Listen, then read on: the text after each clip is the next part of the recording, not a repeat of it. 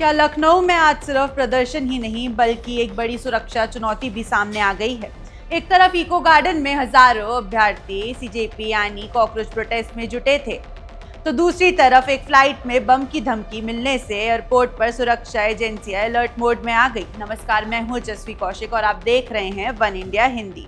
शुक्रवार को अहमदाबाद से दिल्ली जा रही इंडिगो की एक फ्लाइट में उस समय हड़कंप मच गया जब विमान के टॉयलेट में रखे हुए एक टिश्यू पेपर पर बम की धमकी लिखी हुई मिली। जैसे ही मेंबर्स को इस संदेश की जानकारी मिली, पायलट ने तुरंत एटीसी यानी एयर ट्रैफिक कंट्रोल को सूचना दी थी। सुरक्षा नियमों के तहत मामले को गंभीरता से लिया गया और विमान को लखनऊ एयरपोर्ट पर उतारने का फैसला किया गया।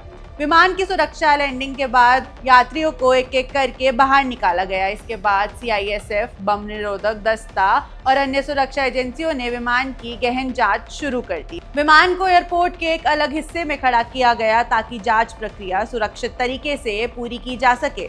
सुरक्षा टीमों ने सीटें, कैबिन, लगेज एरिया और अन्य हिस्सों की बारीकी से तलाश ली। हालांकि शुरुआती जांच में किसी भी तरह का विस्फोटक या संदिग्ध वस्तु नहीं मिली है। अधिकारियों का मानना है कि ये फर्जी धमकी हो सकती है, लेकिन जांच पूरी होने तक किसी भी संभावना को खारिज नहीं किया जा सकता।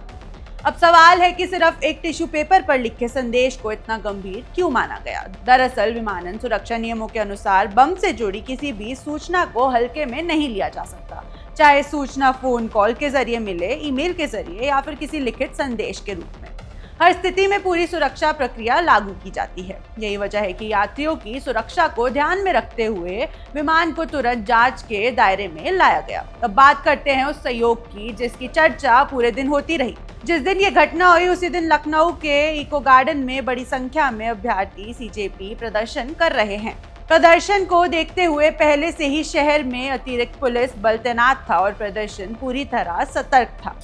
ऐसे में एयरपोर्ट पर बम की धमकी की खबर आने से सुरक्षा एजेंसियों की चिंता और बढ़ गई। हालांकि यहाँ एक बात साफ करना बेहद जरूरी है।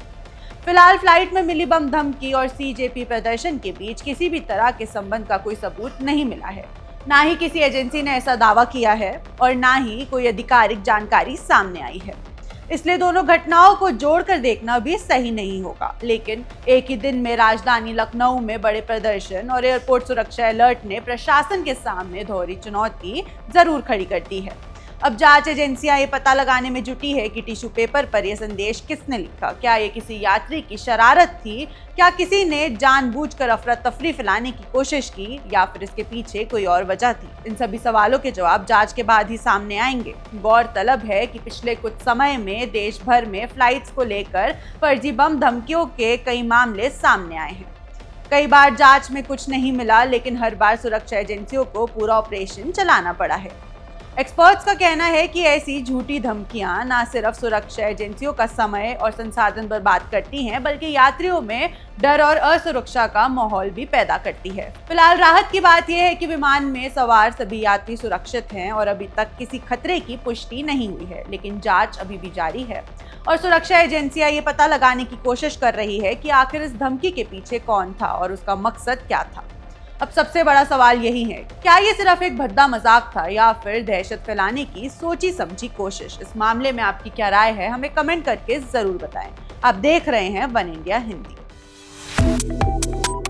Subscribe to One India and never miss an update. Download the One India app now.